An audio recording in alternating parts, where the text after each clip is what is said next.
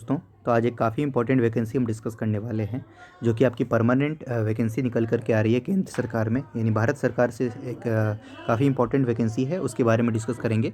Fresher graduate जो candidates हैं, जिनके पास अभी ग्रेजुएशन है और कोई एक्सपीरियंस नहीं है, वो इसके लिए आवेदन कर सकते हैं। सैलरी यहाँ पर आपको 55 से 60 हज़ार के आसपास पर मंथ देखने को मिलेगी और पूर्णतः ये परमानेंट वैकेंसी होने वाला है। तो चलिए क्या कुछ डिटेल्स है, किस जगह से ये वैकेंसी निकल करके आ रही है, सारी जानकारी आपको इस वीडियो में बताई जाएगी। चलिए डिटेल्स देख लेते हैं और इसी तरह से रेगुलर बेसिस पे अपडेट्स पाने के लिए चैनल को सब्सक्राइब कर लीजिएगा और इसकी पीडीएफ आपको टेलीग्राम चैनल पे मिल जाएगी, उसको ज्वाइन कर ले, उसका लिंक आपको डिस्क्रिप्शन बॉक्स में दिया हुआ है। चलिए देख लेते हैं एक बार डिटेल्स। तो देखिए ये वैकेंसी आपकी आ रही है सेमी कंडक्टर लेबोरेटरी, ठीक है, ministry of electronics and information technology, government of India, इसके अंतर्गत ये आता है और इसमें आपकी वैकेंसी आ रही है, ठीक है। ऑटोनोमस बॉडी है, ministry of electronics and information technology इसके अंतर्गत आता है। लेकिन आप ये मत देखिए, इसे आप ये मत समझिए कि टेक्निकल क्वालिफिकेशन यहाँ पर मांगी जाएगी, कोई टेक्निकल क्वालिफिकेशन यहाँ पर रिक्वायर्ड नहीं है। आपके यहाँ पर देख सकते हैं, यहाँ पर filling of the post of assistant, ठीक है, एडमिनिस्ट्रेटिव सपोर्ट स्टाफ की रिक्वायरमेंट है रेगुलर बेसिस पे, यानी परमानेंट पोस्ट आपके निकाले जा रहे हैं। सबसे पहले इंपॉर्टेंट डेट्स की बात करते हैं कि कब से कब तक आप इसके लिए आवेदन कर पाएंगे। तो देखिए यहाँ पर starting date for submission of online application वो स्टार्ट हो रहा है 27 जनवरी 2025 से, ठीक है। और लास्ट डेट आपका रखा गया है यहाँ पर 26 फरवरी 2025 रात के 12 बजे तक आप इसके लिए आवेदन कर सकते हैं। And last date and time for making online payment वो कि 28 फरवरी, 2 दिन आपको एक्स्ट्रा दिया जाएगा ऑनलाइन फ़ी पे करने के लिए। Tentative month of written examination की बात करें तो मार्च 2025 में आपके एक्सपेक्टेड है यहाँ पर पेपर हो सकते हैं। वैकेंसीज की डिटेल्स इस प्रकार, डिटेल्स ऑफ वैकेंसी की बात करें तो वो इस प्रकार है। देखिए आपके पोस्ट का नाम रहेगा असिस्टेंट, ये पे लेवल 4 का पोस्ट है as per the 7th CPC और 8th CPC आने वाला है, तो अभी आपके पास अपॉर्चुनिटी है, जल्दी से जल्दी जॉब आप ले लें। ये 25,500 जो आपको दिख रहा है, ये आराम से 60,000 के आसपास आपका बेसिक पे होने वाला है, तो जल्दी से जल्दी आप इसके लिए किसी भी ना किसी गवर्नमेंट जॉब में लग जाएँ, और ये तो सेंट्रल गवर्नमेंट की है, तो ये आपके लिए और अच्छा रहेगा। 25 वैकेंसी कुल मिलाकर के, जिसमें 11 आपकी UR कैटेगरी में है, 2 EWS में है, 6 OBC में है, SC ST में 6 है, PWBD में 1 है, ESM में 1 है। तो कैटेगरी वाइज भी वैकेंसी आपने देख ही लिया है। अब इसके बाद नीचे आते हैं और यहाँ पर देखिए आपके एसेंशियल क्वालिफिकेशन की बात करते हैं, तो देखिए यहाँ पर आपके ग्रेजुएशन इन एनी डिसिप्लिन, किसी भी डिसिप्लिन में, किसी भी सब्जेक्ट में आपके पास ग्रेजुएशन है 3 साल का, आप इसके लिए आवेदन करें। Proficiency in the use of computer is required, तो वो भी आप ध्यान में रखिएगा, कंप्यूटर चलाना आपको आता हो, उसके लिए कोई सर्टिफिकेट की यहाँ पर रिक्वायरमेंट नहीं है, कोई एक्सपीरियंस की रिक्वायरमेंट नहीं है, जस्ट ग्रेजुएट हैं तो आप इसके लिए आवेदन कर सकते हैं। चलिए अब नीचे आते हैं और जो इंपॉर्टेंट चीज़ें हैं वो देख लेते हैं। एप्लीकेशन फ़ी की बात कर लेते हैं सबसे पहले। तो एप्लीकेशन फ़ी आपको यहाँ पर मेंशन किया है, देखिए एप्लीकेशन फ़ी ₹800 यहाँ पर रखा गया है, प्लस GST भी आपका लगेगा 18%, जो कि आपका 944 रुपये हो जाता है फिर। तो फाइनली आपकी फीस कितनी बनी, 944 रुपीज़ बनी for the UR EWS and OBC category. और उसके बाद जो वीमेन कैंडिडेट्स हैं या SC कैंडिडेट्स हैं या ST कैंडिडेट्स हैं, एक्स सर्विसमेंस हैं, इन सभी के लिए फीस आपकी यहाँ पर 400 है, जिसपे GST ऐड करके 472 रुपये आपको यहाँ पर लगेगा, ठीक है। तो सभी के लिए आपने फीस देख लिया है। अब बात करते हैं फीस कब तक पे करना है, तो 28 फरवरी 2025 तक, ये हमने देखा ही था, 2 दिन आपको एक्स्ट्रा मिलेगा। 26 फरवरी तक आप ऑनलाइन रजिस्ट्रेशन कर सकते हैं। पे एंड अलाउंसेज आप यहाँ पे देख सकते हैं। Selected candidates will be appointed as assistant in the level 4 of 7th CPC, जिसमें बेसिक पे 25,500 इनिशियली स्टार्ट होगा, 81,100 तक आपका जाएगा, and will be paid initial basic pay of ₹25,000 per month. In addition इसके साथ में आपको DNS अलाउंस मिलेगा, साथ में हाउस रेंट अलाउंस मिलेगा, उसके बाद आपको देखिए ट्रांसपोर्ट अलाउंस मिलेगा आपको। उसके बाद the employees will be govern by the national pension scheme, NPS आपको मिलेगा, ठीक है। On employment in SCL other facilities are available such as the medical facility, इसमें आपको मिलेगा। सब्सिडाइज कैंटीन फैसिलिटी मिलेगी, लीव ट्रैवल कंसेशन मिलेगा, है ना। और ये आपको और भी चीज़ें हैं, कंस्ट्रक्शन ऑफ हाउस, इसके लिए आपको लोन वगैरह ये सब मिल जाएगा आसानी से। Present posting is at SCL SAS नागर, ठीक है। नागर में जो है यहाँ पर आपकी ये आपकी पहली पोस्टिंग मिलेगी, ठीक है।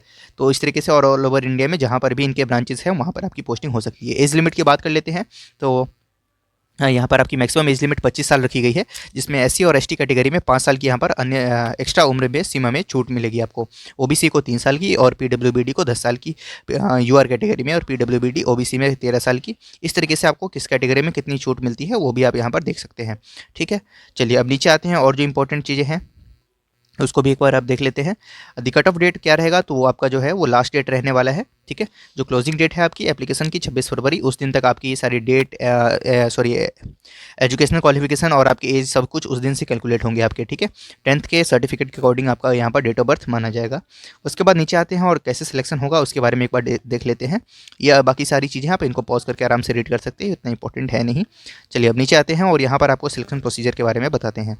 सिलेक्शन प्रोसेस आप देखिए, the qualification prescribed in the minimum requirement and the position of the same does not automatically make candidate eligible for the written test. Tentatively the written test will be conducted in the month of March 2025 at two venues. New Delhi में एक आपका paper होगा और दूसरा आपका चंडीगढ़, मोहाली या पंचकुला, इन तीनों में से किसी भी जगह पे हो सकता है, ठीक है।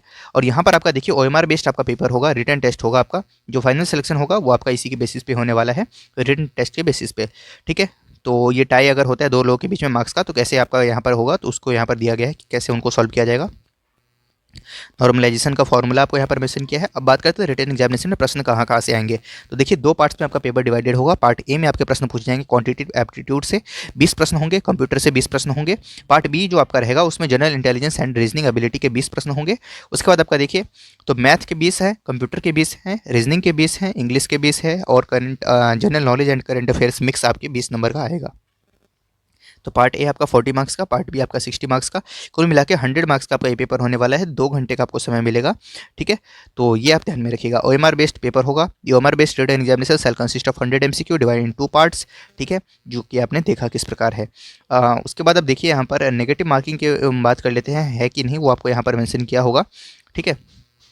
There shall be qualifying marks की एक बार यहाँ पर बात कर लेते हैं, ठीक है। क्वालिफाइंग मार्क्स आपका यहाँ पर 40% रखा गया है, ईच पार्ट में आपके पास होना चाहिए, एंड 50% ओवरऑल। तो ये भी आप ध्यान में रखिएगा यूआर कैटेगरी के लिए, और 5% की छूट है यहाँ पर बाकियों के लिए, और OBC और EWS कैटेगरी के लिए, ठीक है। तो ये ध्यान में रखिएगा 40% आपको हर पार्ट में लाने ही होंगे और 50% ओवरऑल। इसके ऊपर कट ऑफ जितनी बन जाए, ठीक है, वो अलग से होता है। और उसके बाद नेगेटिव मार्किंग की बात करें तो +1 आपको मिलेगा सही प्रश्न के लिए, और 0.25 यानी 1/4 की आपकी यहाँ पर नेगेटिव मार्किंग भी रखी गई है। तो ये भी आप ध्यान में रखिएगा।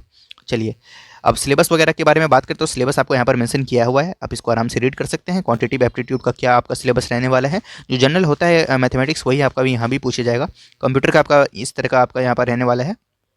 उसके बाद general intelligence and reasoning ability से भी आपके यहाँ पर प्रश्न बनेंगे, वो इस सिलेबस के अकॉर्डिंग बनने वाले हैं। जनरल इंग्लिश कॉम्प्रीहेंशन के आपके इससे प्रश्न बनेंगे। General knowledge and current affairs से आपके इससे प्रश्न बनने वाले हैं। और उसके बाद आप देखिए इस तरीके से आपका सिलेबस है, ठीक है।